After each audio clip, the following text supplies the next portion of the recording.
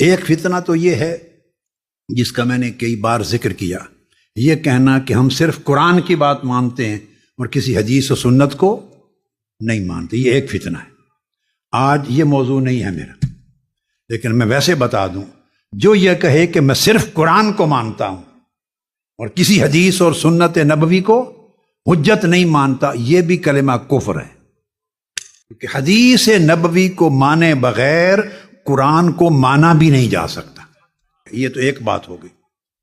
یہ دوسرا فتنہ ہے، یہ اس سے ایک آگے سٹیپ بتا رہا ہوں، یہ اس سے زیادہ خطرناک ہے، کیونکہ اس پہلے فتنے کا کفر ہونا تو سمجھ میں آ جاتا ہے۔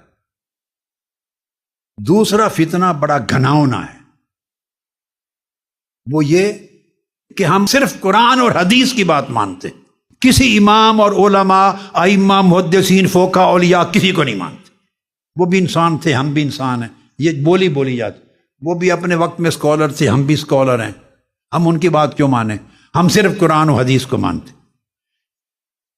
پہلا کہنا کہ قرآن کو مانتے ہیں، کسی حدیث کو نہیں مانتے، وہ کفر ہے۔ یہ جو دوسرا کلمہ ہے، یہ گمراہی ہے۔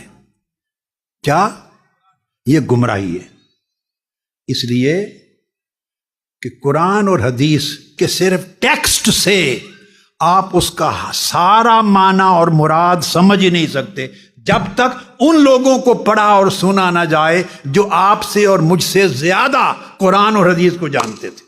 ان کی بات کو ماننا جو ہم سے زیادہ قرآن کو سمجھتے تھے اور ہم سے زیادہ حدیث اور سنت کو سمجھتے تھے۔ انہوں نے کیا معنی بیان کیا ہے، کیا مراد بیان کیا ہے، انہوں نے اس آیت کی کیا تشریح کی ہے، کیا سیاق و سباق بیان کی، انہوں نے اس حدیث کے کیا معنی بیان کیے ہیں۔